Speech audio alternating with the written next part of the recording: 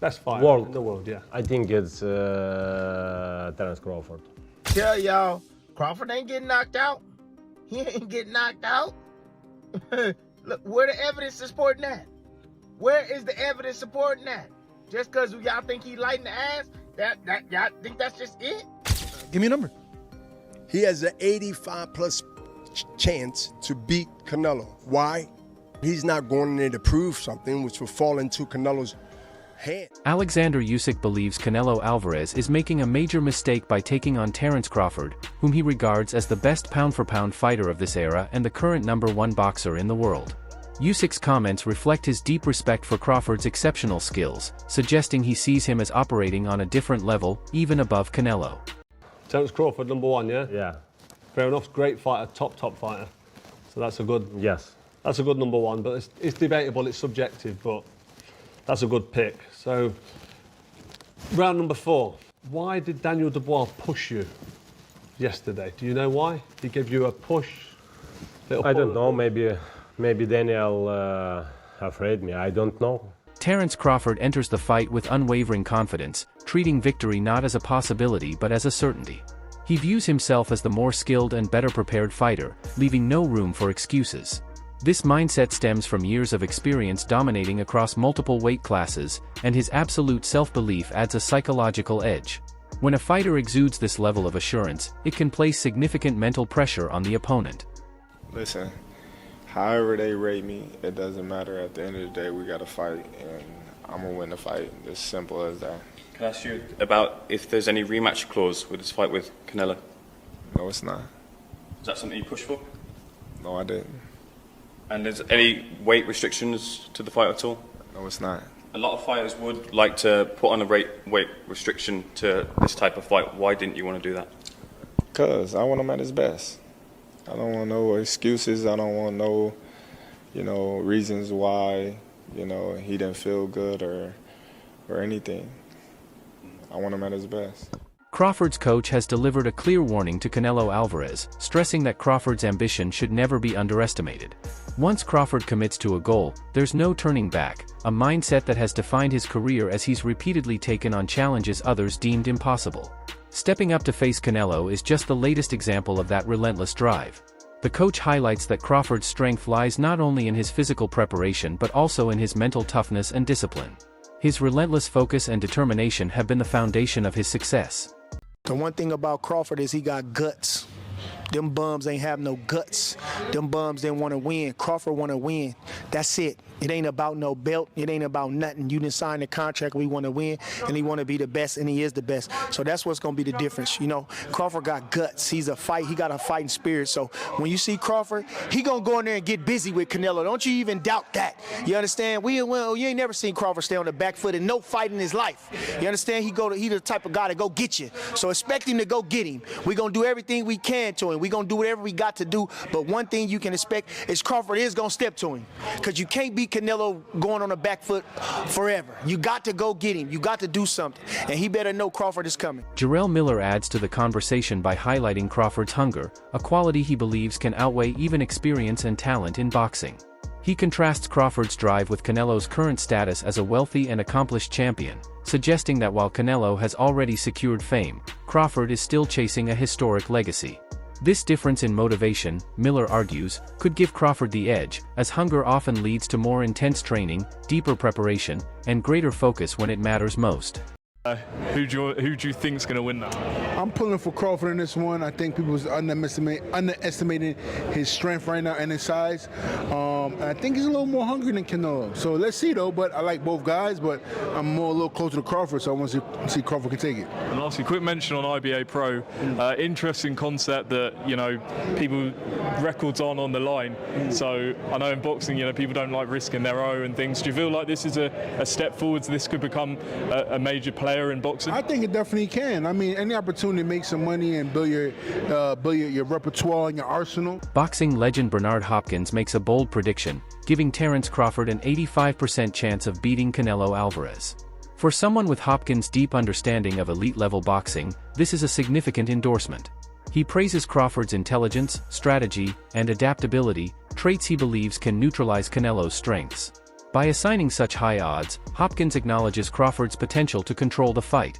He also emphasizes that true upsets happen when skill, preparation, and unwavering belief come together, qualities he clearly sees in Crawford. Does he win? Can he beat him? Can he beat Canelo? Is his skill so much that he's able to bridge the weight classes? He has a legitimate chance. Over 60% for his mind. If you say, Bernard, give me a number. Give me a number. He has an 85+ chance to beat Canelo. Why? He's not going in there to prove something, which will fall into Canelo's hand. He would love for him to prove something. That means you will stay there and try to prove something. But to go in there and to let him know, establish that from the first round, that I belong without showing that I am tough. I earned my position to be here. And I want to show you, even though you're being stubborn, that your time not only have came, but it's gone. He ain't going to surrender and say, I slowed up, so I'm going to act like it. No, he has to be shown. And it has to be early. Tim Bradley presents a strong case by pointing out that Canelo has had difficulties even against less accomplished opponents. He cites William Scull's performance, managing to frustrate Canelo and take him the full 12 rounds, as a key example. If Scull could pose that level of challenge, Bradley argues, it's hard to imagine Crawford falling short, especially given his status as the top pound-for-pound fighter today. Bradley's message is clear: in the ring, skill outweighs reputation. If Skull, right, can hold Canelo to 152 punches thrown in an entire 12-round fight, 152 punches, you don't think Crawford can? You don't think Crawford can? You don't think Crawford can go the distance with Canelo Alvarez? If William Scull can go 12 rounds with him and keep him at an all-time low, 152 punches a round? Oh my goodness.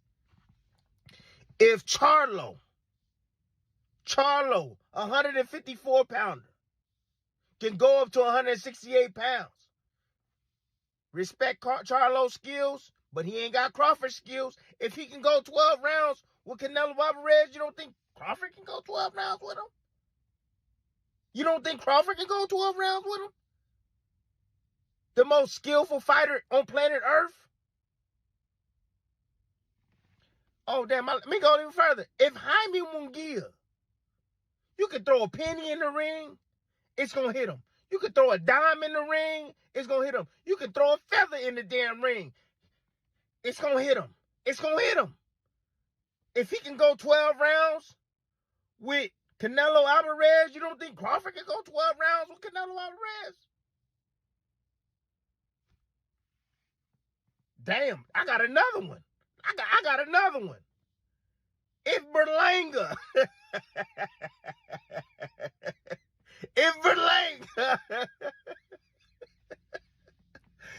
if Berlanga can go. Daoud Bey downplays the controversy surrounding Canelo sparring with Jaron Ennis, calling it neither unusual nor a real advantage against Crawford. He emphasizes that sparring partners are part of routine preparation and don't determine the outcome of a fight. What matters is performance under the spotlight. Bey notes that Ennis's family has ties to Canelo, and the situation is being blown out of proportion. In his view, the sparring session holds no relevance to the actual bout, especially since Crawford's unique skill set can't truly be mimicked by any training partner. Boots going off to spar Canelo ahead of Terence Crawford's bout? For me personally, all right, well, I live in Philly, right? So interacting with Mr. Bosey and them sometimes, you know little stuff. So Boots, whole family, they been had a relationship with Canelo. Like, this not new. Pooh was up there camping with him, Farrar was up there boxing him or whatever. And then Canelo, period, he boxed Philly guys. When he was about to fight Floyd, he was boxing Brother Nazim nephew and all that. So this ain't nothing really new that Canelo doing right now or that Boots is doing right now. I think that it's just being made to be a big deal because, like, on the internet, the fans, as much stuff as they like to talk about Boots sometimes, they understand from looking at his skill set and stuff like that, that he would be someone who can help Canelo. Like, you know what I mean, in a situation like this, if you're the kind of person that look at sparring and consider it to be a help, which it can be, especially, you know, Boots being a switcher, being a boxer, puncher, the athleticism he has, the footwork he has. If you wanted to get ready for Terence Crawford, that would be a great guy to box with. So I think that's a good thing for Canelo. I think it's an even better thing for Boots. Well, even better thing for Canelo because he's the one that got to fight right now. Which Boots got to fight October 11th. He They're does. moving up, so he's getting this. You know what I mean? This up the level of Boots camp, and he get paid for it. I'm glad he got an opportunity like that. Get to see himself in there with a guy like that. Anyway, that can help him psychologically a lot. So. Crawford has explained the source of his confidence, stating, "Knockouts don't come just from big punches, they come from the shots opponents never see coming." This mindset sets him apart from fighters who depend purely on power. While Canelo is known for his heavy hands, Crawford believes the real threat lies in timing, precision, and unpredictability. By systematically breaking opponents down, frustrating them, and capitalizing on their mistakes, he creates the perfect openings for fight-ending shots.